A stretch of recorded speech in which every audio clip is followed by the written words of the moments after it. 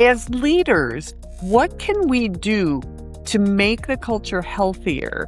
So this goes back to developing very strong leaders, right? Because culture is not only what you create intentionally, but it's what you tolerate. Coworkers that may be highly skilled, they're great at what they do and they don't want to lose them because they are a wonderful nurse, skill-based nurse. Skill-based. But they're toxic and that behavior spreads like wildfire. Then the leader has to make a decision. Do you choose to lose the highly skilled nurse and replace them? Or do you keep them at risk for ruining the culture on your unit and losing many more nurses because they're run off by that one single toxic employee? Right. Well, I call them toxic superstars. Okay. Yeah. To kind of, shorten the definition a little. Toxic superstars, and the message to the leader is what you permit, you promote. Right?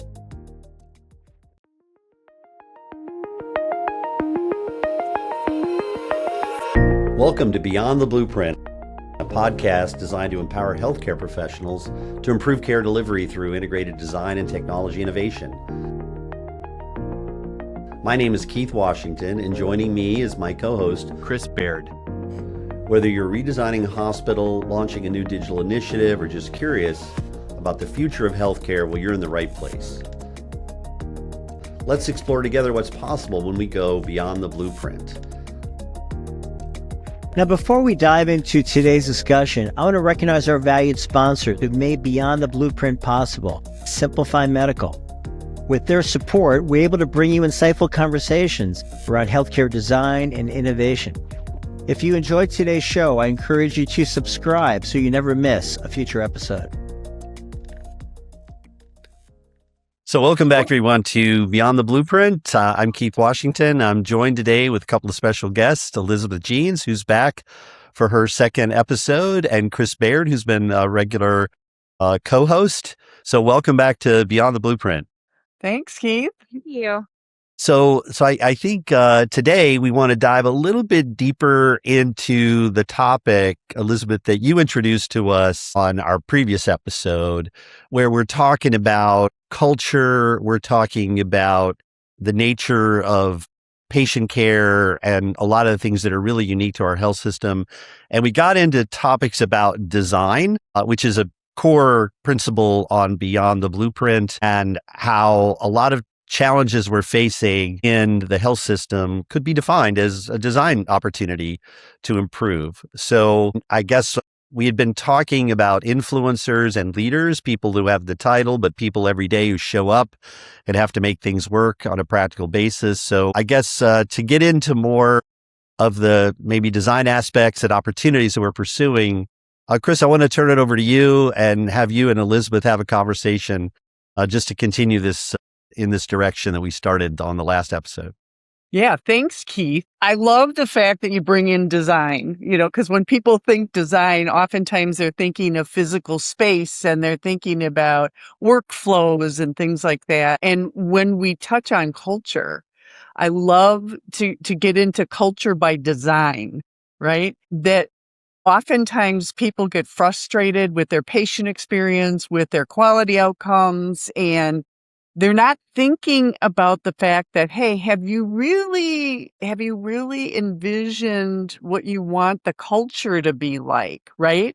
Have you articulated a vision for the culture of the future? And then once you have the vision in mind, then you design how to get there, right? And so I love the fact that you bring in the word design because, I live, eat, and breathe culture engagement, leadership. And so, I think, Elizabeth, you and I have talked about this in the past about, what are some of the most important elements of how we design leadership development to really foster the culture that we want. Yeah, I agree. It brings me back to the book that Quint Studer wrote, the Hardwiring Excellence book that I've had on my shelf forever. I know you worked with Quint many moons ago. But culture is not built through mission. It's built, it's not about what you say, it's about what you do. And I know, Kris, you and I have talked about that in depth. but it's built through repeated leadership behaviors, right? It's consistency in leadership. It's not doing one thing or trying one thing or throwing the spaghetti on the wall, seeing if it sticks. It is designing it and then executing it over and over and over again. It's kind of like a series of PDSA cycles, right? Figure out what works and what doesn't work, change it, but keep at it until you get the results that you want. And I believe the quote that Quint Studer had written in his book is that every system is perfectly designed to achieve exactly the results it wants to get. And I think that is key, right? You have to design what you're wanting as the outcome. And that goes for leadership, that goes for your patient experience, that goes for your employee engagement. If you don't design it, if you don't put the work in to make that roadmap, then where are you going, right? You're Right. wandering aimlessly in the desert and you're not going to get what you're wanting out of it. Exactly. Exactly. So, and the flip side of that is, what's the definition of stupidity? Right? Doing the same thing over and over and expecting different results. And so I see that in leadership often, which is the exact flip side of what you were just saying. But so often our leaders are promoted from within with very good intention for being able to, and I talked to a lot of chief nursing officers when I was doing research on turnover, and they told me, okay, I had really good intentions when I elevated these nurse managers, and I had good intentions of mentoring and coaching and getting them the development they need, but life got in the way, right? Yeah, And so exactly. you think about some of these nurse leaders with a span of control of over 100 people, right? And if they're not prepared to be good leaders, those are a lot of lives that you're influencing, right? They are. They're not only influencing those that they serve, it's a shift, right? So when you are a caregiver, when you are taking care of patients, your patients are those that are in your charge, right? Those are the ones you're caring for. When you become a leader, it is your employees, right? It is your direct reports that you are now in charge of caring for. So it's a completely different shift, and they don't necessarily understand that shift. They treat their new role, their new title, just like they would patient care. But it's a completely different arena, and it's different goals that you have to set. And if you aren't prepared, and the leaders that I've spoken to, it's like, I had the skills to do it, or I was next in line. I had the longevity, so I was promoted or voluntold to step into this role with no preparedness. And then all of a sudden, my days are booked in meetings. I am not getting to do what I really wanted to do, like the intent that you spoke of. They want to develop their coworkers. They want to elevate them, and they want to develop this high performing team. But how can they do that if they're never taught how to give feedback to an employee? How can they do that if they're never taught how to coach to excellence, or given the time and the support to do so when they're stuck in these meetings that are going nowhere and should have been an email, right? And that goes back to the design element, building in that time to give them the opportunity to go to education classes, right? Go to leadership development classes and make that a priority. And get them away from the unit to be able to do that, but then also give them time to spend with their people, learning their unit, their makeup, and how they want to lead. Yeah. Yeah. And that's one of the reasons that I developed the Be the Leader Nobody Wants to Leave course, because so often people are left in the lurch, not not knowing where to get this information, not having, a resource for that. So if you don't mind me putting in a shameless plug there, Keith. But Not no, at all. that was one of the real, in impetuses, I don't know, for me to develop that, is I saw so much of that. And, in talking to those nurse leaders, there was a lot of, them feeling like they had let people down by promoting them and not giving them the tools, right? So, if I had a wish, I think, in improving culture, I think it would be around just helping people to connect to purpose, right? Because I really have this core belief that people go into healthcare because they want to help others. What would you say to that, Elizabeth, about how can leaders help others connect to purpose? Yeah, I think first they have to connect to their own purpose, right? Because that does get lost in the shuffle. And when you have a leader that has lost that purpose, we were talking earlier, I was rereading Start With Why by Simon Sinek. This time, and I've read it probably 4 or 5 times, but this time I listened to it on Audible, and he reads it on Audible. And so many different things stuck out to me for various reasons. But one of the lines that he said, and he repeats over and over again, is people do not commit.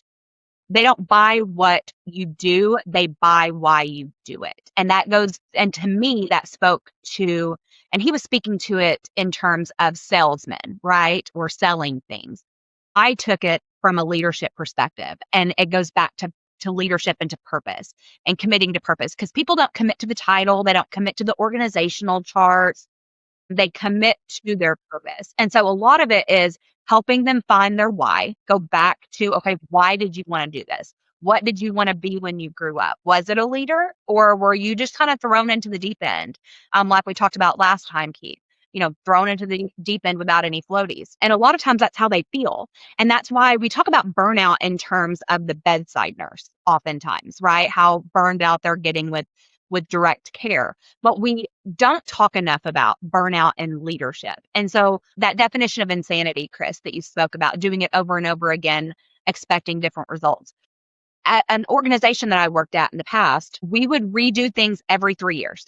And it was almost clockwork, because every 3 years, those leaders would leave. It would almost be like a clean slate of new leaders. And they would want to do the same thing that they didn't realize. We've already done that. We've tried that. It didn't work. It didn't align with our mission or our values. And we didn't have the buy-in from the direct care team. And so I see that a lot with leadership burnout and leaders leaving very early on and going straight back to the bedside or leaving healthcare altogether. And then we end up redoing work that we've already tried because there's not that good handoff or succession planning or an explanation of what's been done and where we're going. There's not a clear, defined path. And that starts with your highest leaders.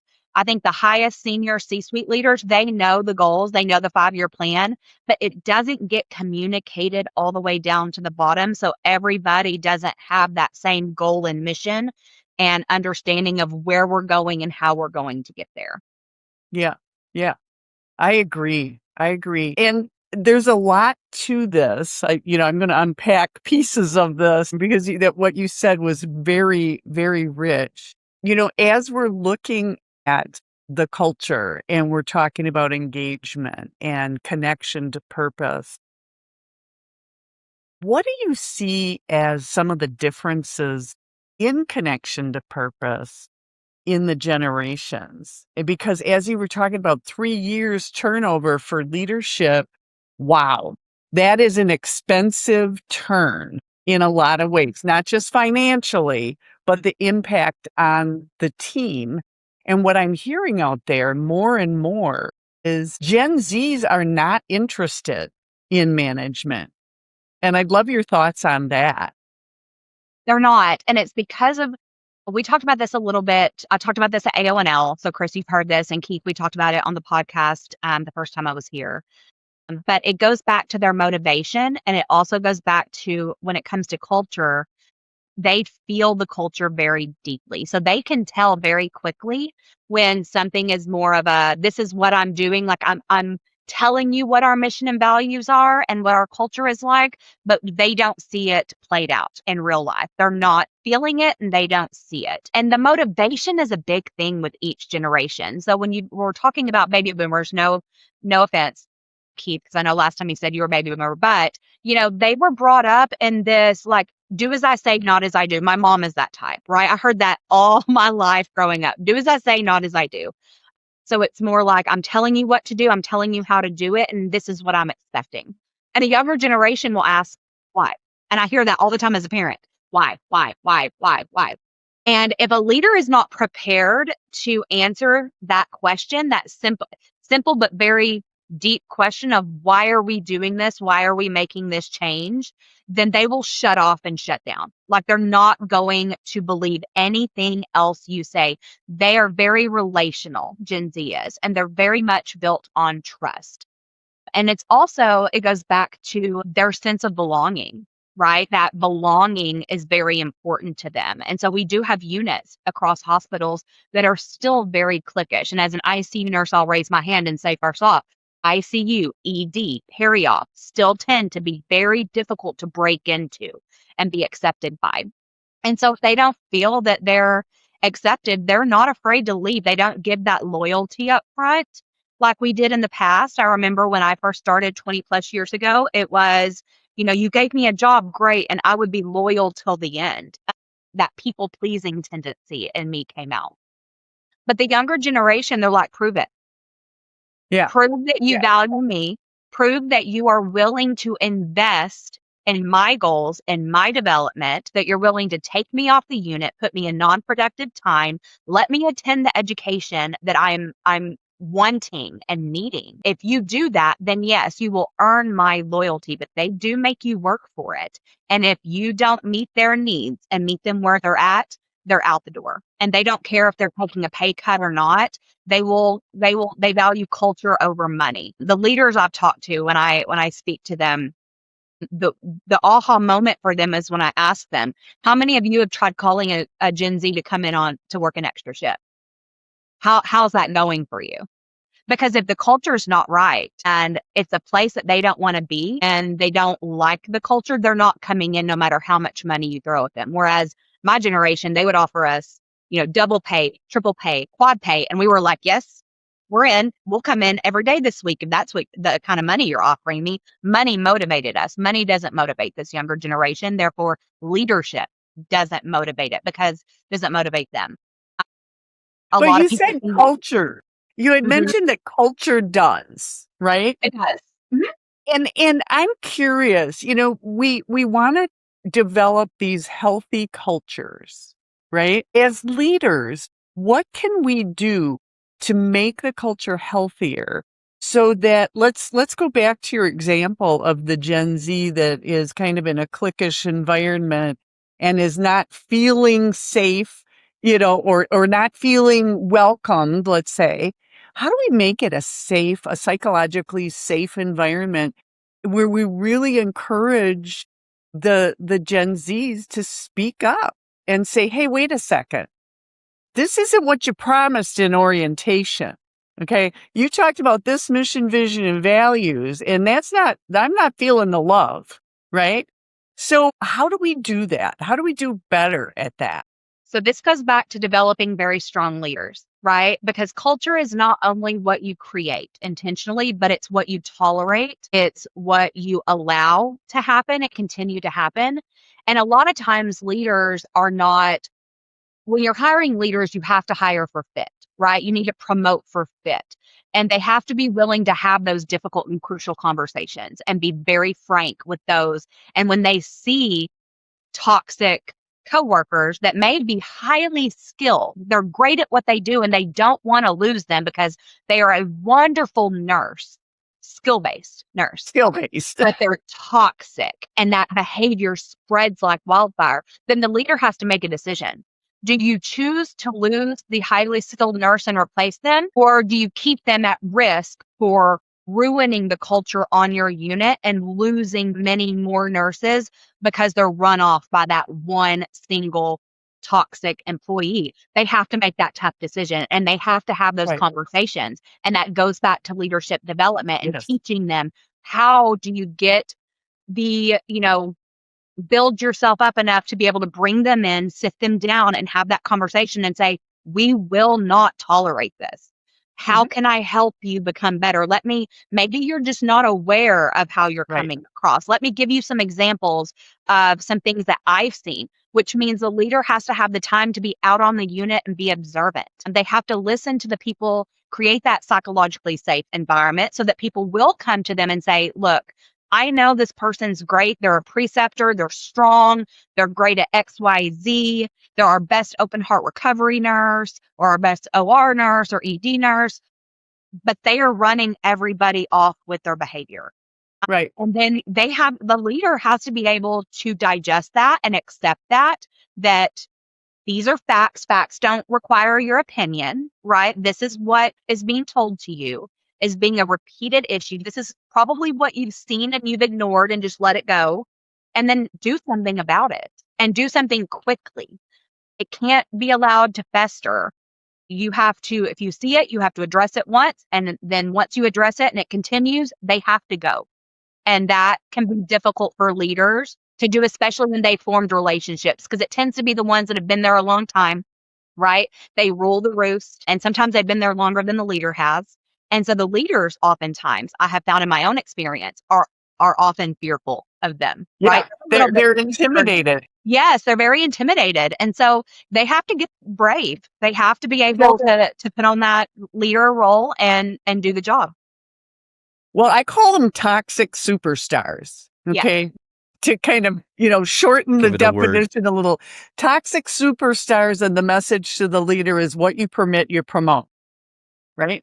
So getting to a culture where the leaders are strong, they have the skills to have those difficult conversations. But you point out something really important, Liz. I think that sometimes there's a lack of self-awareness among the toxic superstars, and nobody's had the guts to sit them down and say, listen, you are very good clinically, and there are some behaviors that are toxic to our department, and I have to point those out to you.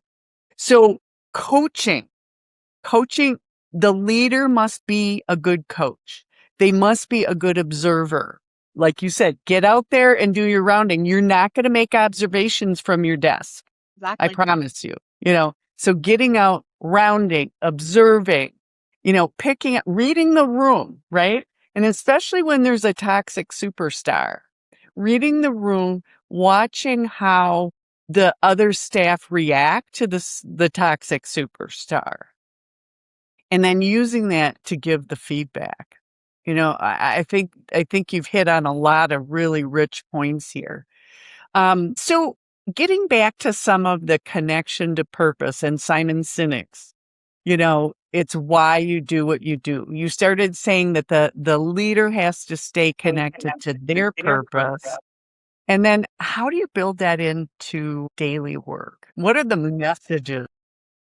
So I think it needs to be front and foremost. So the last leadership position that I held in my office, I had it as my screensaver, and I also had it printed on my wall.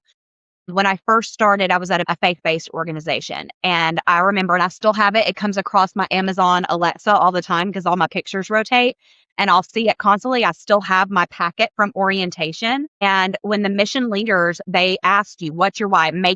Create your purpose statement. And I remember there was something that they said, and I cried, and I was like, and I wrote on my paper, this is where I'm meant to be. That's how I felt at that moment. And so I put my mission statement on the wall across from my desk so that every day that's what I started by looking at, right? And so it's building that intentional reminder into your day and making that a consistent habit, because once you see it every single day, then you're starting out with your mission, with your purpose. This is what I'm here for. Even if I've had a bad day, right? The kids were grumpy this morning, getting them off to school was a nightmare, had a flat tire, dealt with road rage on the way in. So you start off your day already on a bad foot, which is human nature, right? That's going to happen. But then you walk in your office and you see it and you ground yourself in that moment. You take that 1 minute. It doesn't take long, but 1 minute to read that mission and say, everything that's happened, we're good. This is my day, and I'm going to make my day what I want it to be.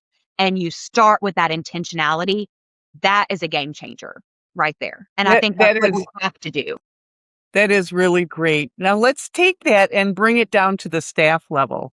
They're not walking into their office where they've got the plaque on the wall, right? Let's brainstorm a little bit. What are some things that you think a nurse leader or a department leader could do to bring that back to a living, breathing, part of the day?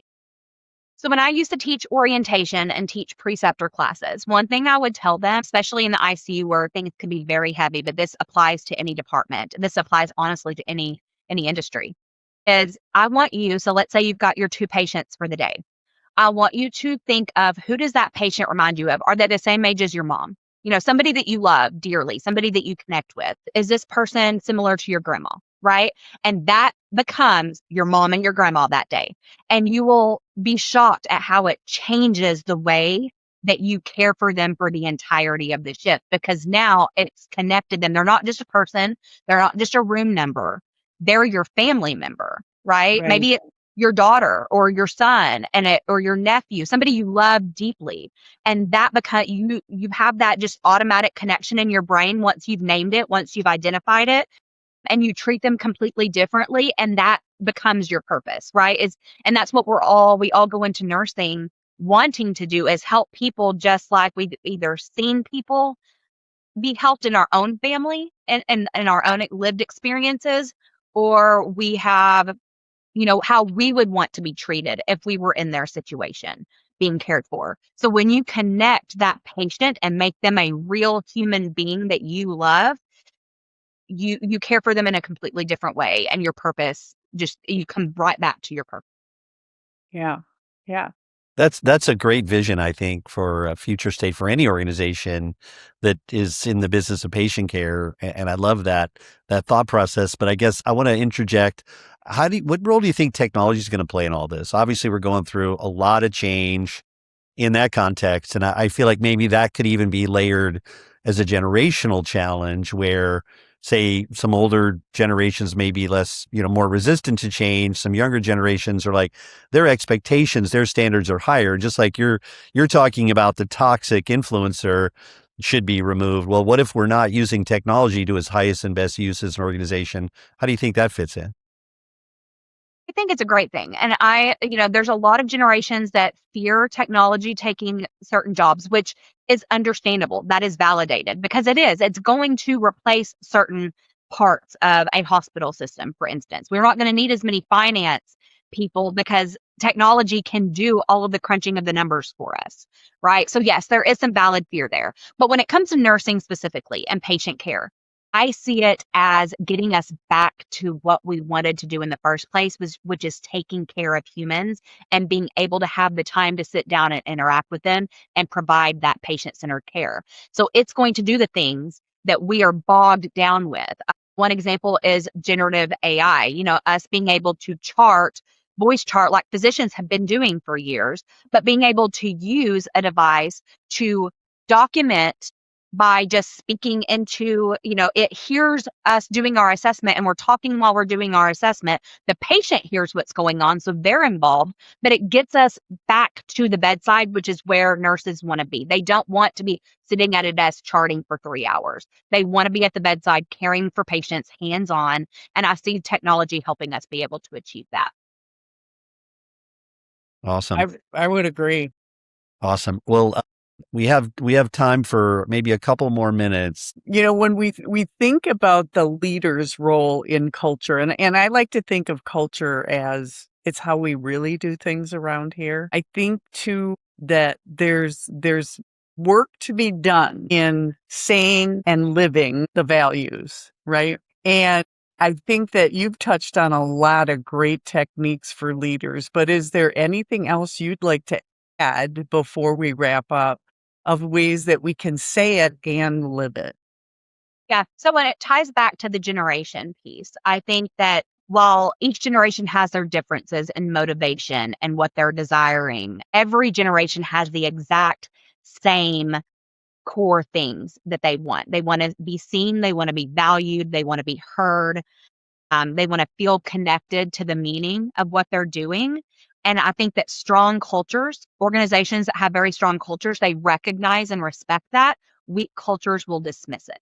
And so that is where cultures need to take a very large step back and take a really hard inventory of what is, like what you said, what is really going on here, right? Because we can put on our rose glasses and see things through a lens that we want it to be.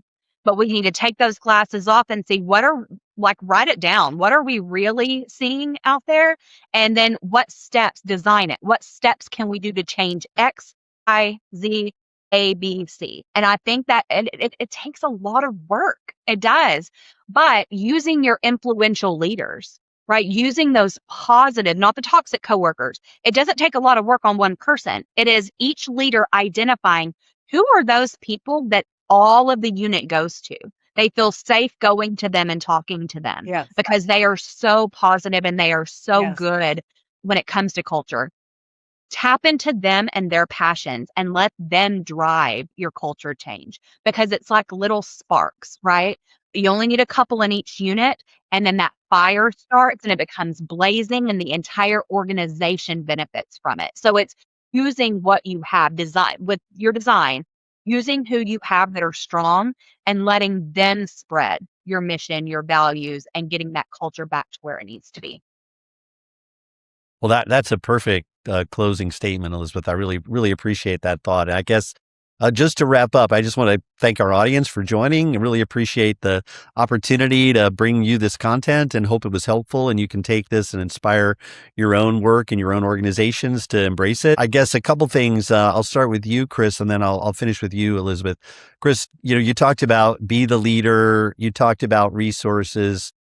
Tell our audience how they can get in touch with you and some of the work you've been doing lately in your practice. Yeah, you can get in touch with me at Baird-group.com is our website. And the course that I was talking about earlier is Be the Leader Nobody Wants to Leave, 8 transformational skill builders for busy leaders. And we run those cohorts throughout the year. You can sign in. I believe our next one starts in July. So you can reach out through Baird-group.com. Perfect. And I know, Elizabeth, you talked about Clint Studer and Simon Sinek, but I believe you have a book coming out. So I'd like to give you a chance, too, to talk about what you've got coming up and how our audience could follow you. I do. My book will be out at the end of the year. We're kind of going back and forth on naming conventions at this time with the publisher and the editor, but I'll give you more information. But you can find information about my book once we're in more of a finalized state on my website at jeansstrategicconsulting.com. And then I'm very active on LinkedIn as well. I have a newsletter called Leadership RX, where each week I dive into different leadership skills and development ideas from more of a thought leader process. So you can find that there. Well, that's awesome. Well, thanks again so much for joining. And that's a wrap for today. And we'll hope to have you guys back to continue this conversation. Very in-depth and very rich. Much, much appreciated. Thank you. Thank you. All right. Thank you for listening to Beyond the Blueprint. Together, we're exploring how thoughtful design can simplify complexity, enhance patient care, and create meaningful change. If you found value in today's episode, make sure to subscribe and leave a review in order to help us continue the conversation. Let's reimagine healthcare together on Beyond the Blueprint.